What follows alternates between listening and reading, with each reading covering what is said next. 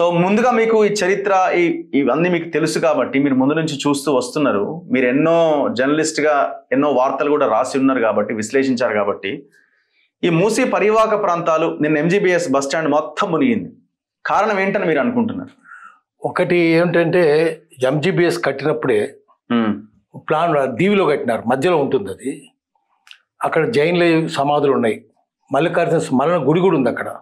అవన్నీ కొట్టేయాలని చూసినారు ఆర్టీసీ వాళ్ళు, గొడవలేని. పల్లంగా ఉంటుంది, అట్లా కట్టొద్దు అక్కడ. కట్టేటప్పుడు పక్కన పెద్ద మిస్సిపి హ్యాంగర్ ఉండేది, పెద్ద హ్యాంగర్, అద్భుతంగా కట్టినారు. కొండ బాగు పక్కన ఉంది, బాగు దూరం. అది కేసీఆర్ టైంలో కూల్చేసినారు, కూలిపోయింది. తనంతరం కూలలేదు. కూలిపోతే బస్సు కన్నా ప్రమాదం, కింద బస్సులు ఉన్నాయి, జరగాలి, కింద మనుషులు ఉండాలి, బస్సులన్నీ తెరిపేసి చేసారు, ఒక్కరిది గాయం తిరగలే. ఇది డబ్బుల కోసమే చేస్తారు ఇవన్నీ. అయితే మూసీని గమనించాల్సింది ఏంటంటే అది 184 కిలోమీటర్లు అనంతగిరి నుంచి ఓడపల్లి. అది వాడపల్లి కాదు, ఓడ. కృష్ణానది కలిస్తే లోతు ఎక్కువ అవుద్ది, అక్కడ దాకా ఓడలు వచ్చేవి. సూర్యాపేట అవతల ఉన్న ఓడపల్లి ఉంది, మిర్యాలగూడ దగ్గర ఉంది కదా, దామరచర్ల దగ్గర ఓడపల్లి. అక్కడ దాకా 184 కిలోమీటర్లు పోతుంది. ఎంత నీరు దాంట్లో, ఎన్ని కాలువలు, వాగులు ఎన్నో కలుస్తాయి దాంట్లో. అది మూసి కిందికి వచ్చినా కొద్ది పెద్దగా అయిపోతుంది. కృష్ణానది కలిసినాక కృష్ణానది ఇంకా పెద్దగా అయిపోతుంది. ఈ నదులు ఇవన్నీ కలిసేటప్పుడు చూడాల్సింది ఏంటంటే ఎందుకు వస్తున్నాయి. హైదరాబాదే దక్కన్ పీఠభూమి ఉంది. దక్కన్ పీఠభూమి అంటే దక్షిణంలో పీఠభూమి. దక్కన్ అంటే దక్షిణం. చెరువులు సహజంగా ఏర్పడతాయి. సహజంగా ఏర్పడిన సరస్సులు అంటారు. చెరువులు అంటే మనుషులు తవ్వినాయి. చెరువులు సరస్సులని కబ్జా పెట్టేసారు. ఎక్కడ లేవు చెరువులు సరస్సులు. తోటలు ఉండేవి, తోటలు కిందికి వస్తాయి. బావులు ఉండే, హైదరాబాద్లో పెద్ద పెద్ద బావులు. బావులు అంటే చెరువు అంత ఉంటాయి. అదంతా హరి బావులి, ఇంజన్ బావులి, దూద్ బావులి, అన్ని బావులే. పుత్లి బావులి, కచ్చి బావులి, పుత్లి బావులి, అన్ని బావులు ఏమైనా ఇప్పుడు బావులు చెరువులు నీళ్ళు నిల్చుంటాయి. దాంట్లో బావులు చెరువులు అంత ఉంటాయి, పెద్ద పెద్ద బావులు. అవి అన్ని పోయినాయి. బావులు పోయినాయి, చెరువులు పోయినాయి. ఇప్పుడు తోట ఉందనుకోండి, మన వెంగళరావు పార్క్ ఉంది కదా నిమ్స్ పక్కన, దాని పేరు కోమటికుంట. పోయింది, ఏనుగులకుంట దాని పేరు. పక్కన కోమటికుంట. కోమటికుంట కబ్జా అయింది, ఏనుగులకుంట కబ్జా అయింది. చివరికి ఒక్కటి బాగు చేసినారు, బతుకమ్మ కుంట. పాపం హనుమంతరావు దాని కబ్జా అవుతుంటే కొట్లాడినాడు. అదొక్కటి చేసినారు, తక్కినే పోయినాయి.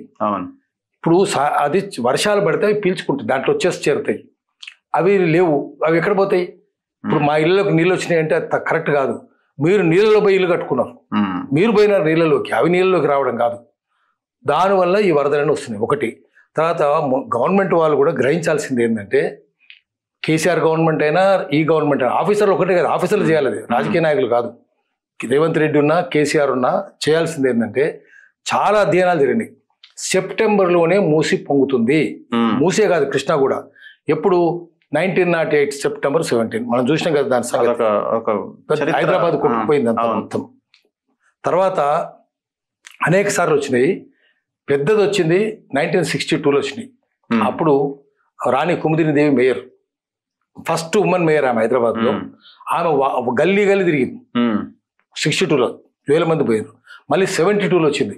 హబీబ్ నగర్ నాలా, తర్వాత హబీబ్ నగర్ గౌలు కూడా చాలా నష్టపోయినాయి. 70లో పానీ ఆయా బాగో అని పరిగెత్తినారు నీళ్ళు వస్తే. తర్వాత 2000లో వచ్చింది, 2008లో వచ్చింది.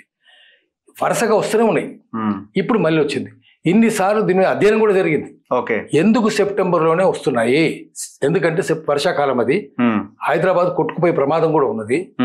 అక్కడ గౌలు కూడా 1970లో అయితే శంకరయ్య బిల్డింగ్ కాలువ పక్కన శంకరయ్య బిల్డింగ్ ఉంటుంది, హబీబ్ నగర్ కాలువ బిల్డింగ్ కూలిపోయింది పక్కనే, బస్ డిపో వెనక గౌలిగూడ బస్ స్టాప్ పక్కనే.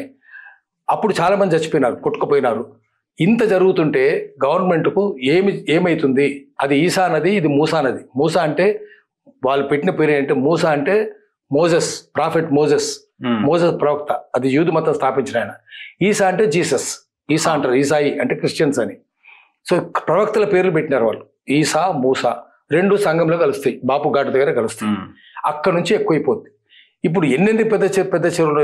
ఇప్పుడు కాలువ ఒక కాలువ కాదు, అనేక కాలువలు ఉన్నాయి. 1908లో ఏమైంది, పాలమూరు కొత్తూరు పక్కన ఉండేటి అన్ని ఆ చెరువులన్నీ పొంగినాయి వర్షానికి.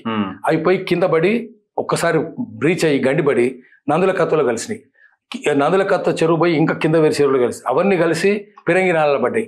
పిరంగి నాల పోయి మళ్ళీ మూసీలో కలిసింది. సో కలిసి ఏమైంది, మొత్తం మూసి పొంగింది. అప్పటికి అనేక బాగులు వచ్చి పడిపోయినాయి.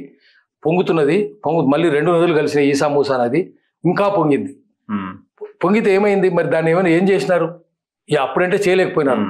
అక్కడికి ఆఖరికి మహబూబ్ అలీ ఖాన్, అప్పుడు ఉస్మాన్ అలీ ఖాన్ తండ్రి 6వ నిజాం, ఆయన ఏడ్చినాడు. చిన్నపిల్ల 50,000 మంది చచ్చిపోతే చిన్న కుర్రాళ్ళగా అట్లా ఏడ్చి చచ్చిపోయినాడు. ప్లేగ్ వచ్చిన తర్వాత నెక్స్ట్ ఇయర్ ఏడ్చి చచ్చిపోయినాడు దుఃఖంతో.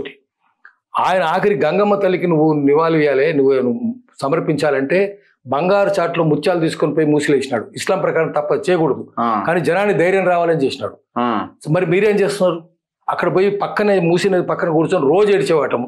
అట్లా ఏడ్చి ఇప్పుడు 2-3 ఏళ్ళు చచ్చిపోయినాడు ఆయన మహబూబ్ అలీ ఖాన్. మరి మన పరిపాలకులకు కన్నీళ్ళు ఉన్నాయా?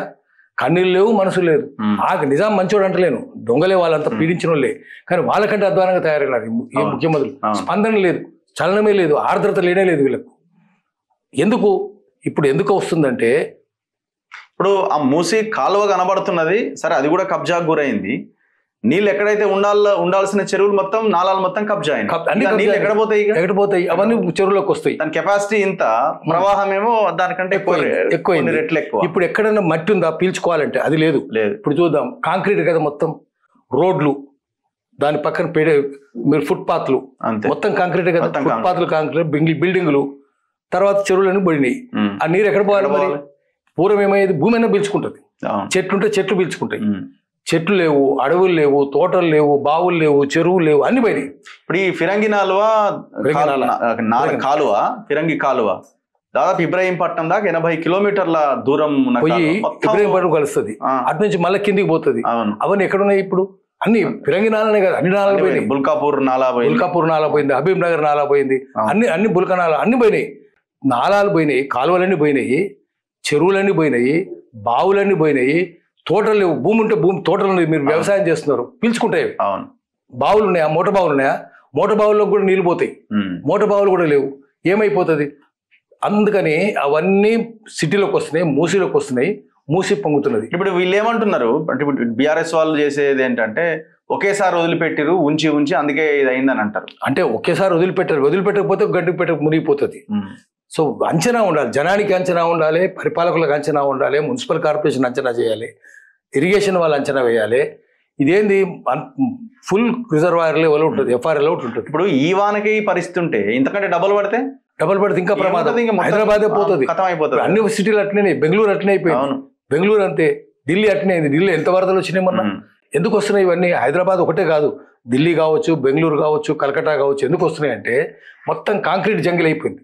అదే గ్రీన్ జంగిల్ ఉందనుకోండి, పీల్చేసుకుంటాయి. అవి పీల్చుకోవడానికి ఏముంది, మొత్తం రోడ్డు మీదకి వచ్చేస్తాయి. అందుకని ప్రభుత్వాలే ఒక ప్లాన్ చేయాలి, చెరువులు కుంటలు నాశనం చేయొద్దు. అందుకే మేము మూసీ సుందరీకరణ అంటున్నామని అంటారేమో. ఇప్పుడు మూసీ సుందరీకరణ ఎందుకు? మీరు మనిషిని నరికేసి చంపేసి చెవుల పోగులు ఉంటాయి కదా, అమ్మాయికి చంపేసారట, చెవుల పోగులు తీసి ఆ అమ్మాయి చేతిలో పెట్టిపోయారట. శవం చేతిలో పెడితే ఏం లాభం? మీరు శవమే కదా, హైదరాబాద్ నాశనం అవుతుంది కదా. ఒకటి సుందరీకరణ ఏంటి? కాలుష్య రహితంగా మార్చాలి కదా. ఎంత BOD వస్తుందండి అంటే, మన ఇళ్ళ నుంచి పాయకాణాల నుంచి పోయే చెత్త ఉంటుంది కదా, మురికి అంతా ఉంటుంది. అది పెద్ద ప్రమాదం కాదు. BOD, దాన్ని బయాలజికల్ ఆక్సిజన్ డిమాండ్స్ అంటారు. ప్రమాదం కాదు, మొత్తం వస్తుంది. అందుకని మీకు ఉప్పలు దాకా పోతాయి, ఇవన్నీ పెద్ద ప్రమాదం కాదు. అక్కడి నుంచి మీకు కెమికల్స్ వస్తాయి. అంటే అది ఎక్కడి నుంచి వస్తుంది? కూకట్పల్లి నుంచి వస్తాయి. అవన్నీ వచ్చి హుస్సేన్ సాగర్ కలుస్తాయి. హుస్సేన్ సాగర్ నుంచి మళ్ళీ చికట్పల్లి మీదుగా పోయి మళ్ళీ మూసీలో కలుస్తాయి.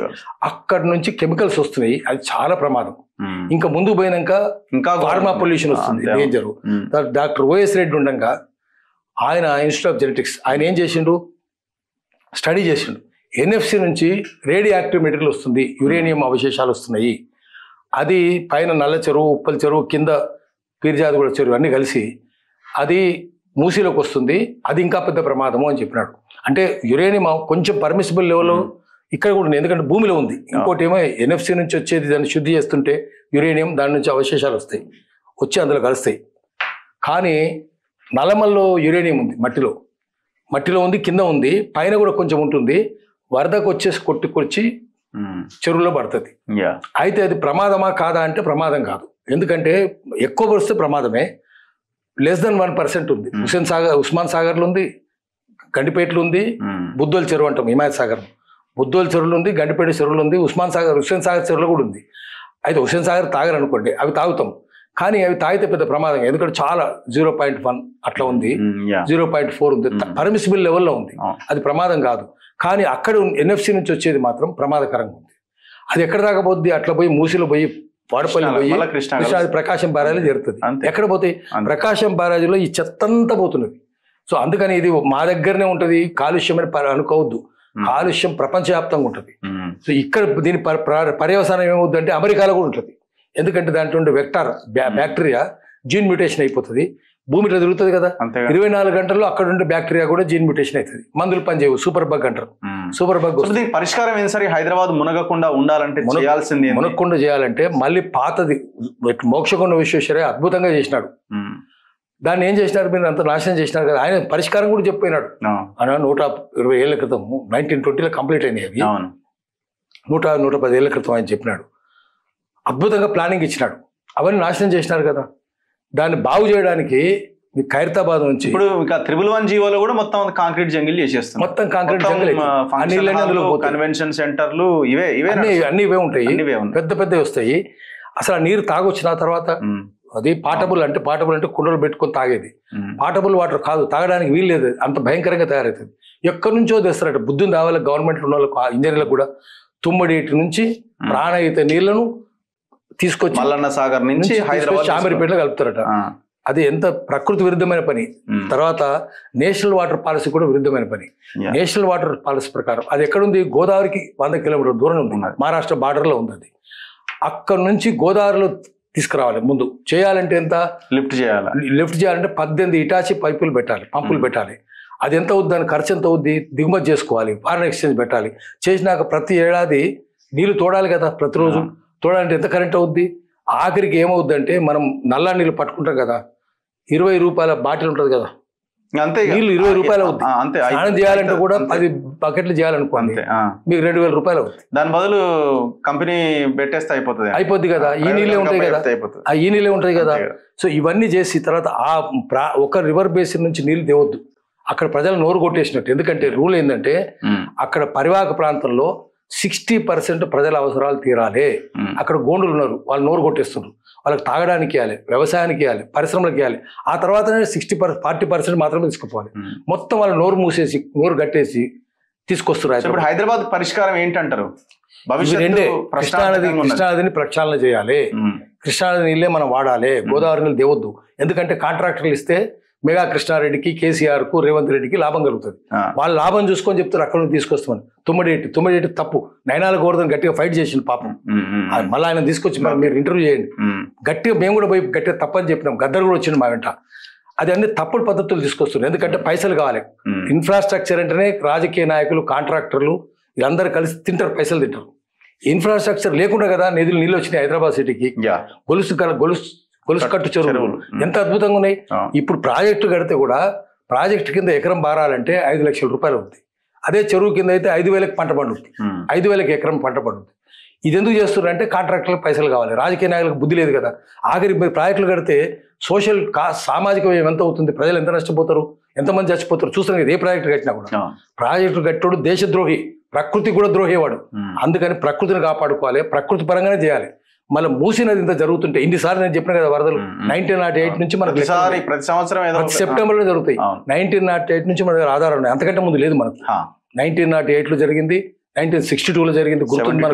మళ్ళీ 70లో జరిగింది, మళ్ళీ 2000లో జరిగింది, 2008లో జరిగింది, ఇప్పుడు జరిగింది. అప్పుడేమో మేయర్ అప్పుడు 2020లో కూడా బీభత్సంగా 2020లో బాగా భయంకరంగా 2018, 2020 ఇంత భయంకరంగా ఉంటే దీన్ని మరి ఆఫీసర్ ముందే పసిగట్టి చెప్పాలి. చెప్తున్నారు అక్కడ పోదు అని చెప్తున్నారు, కానీ నీళ్ళు వదిలిపెడతామని కూడా చెప్పాలి. అయితే అంచనా దొరకలేదు వాళ్ళకు, టక్కునే వదిలాల్సి వచ్చింది. నీళ్ళు వస్తాయి అంటే వాళ్ళు FIR దాకా పెట్టుకుందాం అనుకున్నారు, ఒక్కసారి పైనుంచి వచ్చేసరికి తట్టుకోలేక వదిలేసినారు. బట్ ఏమైనా సరే హెచ్చరికలు అయితే చెప్పాలి జనానికి. వాళ్ళు కాదు, మూసి సుందరీకరణ దానికి ఒక ప్రాజెక్ట్ ఉంది కదా, వాళ్ళు పోయి చెప్పుకోవాలి, వాళ్ళకి అంచనా ఉంటది కదా. ఫస్ట్ ఉన్న సిటీని ఆలోచించాలి. ఇప్పుడు 4th సిటీ అంటున్నాను, అదో పెద్ద కథ. అది ఇక్కడ ఉన్నదానికే లేదు, కానీ లేని దానికి ఏం ప్లానింగ్ చేస్తారు. దానికి మోక్షగుండ విశ్వేశ్వరం తీసుకురమ్మండి, ఆయన ఆత్మను తీసుకొచ్చి ప్లాన్ చేయమని, అప్పుడు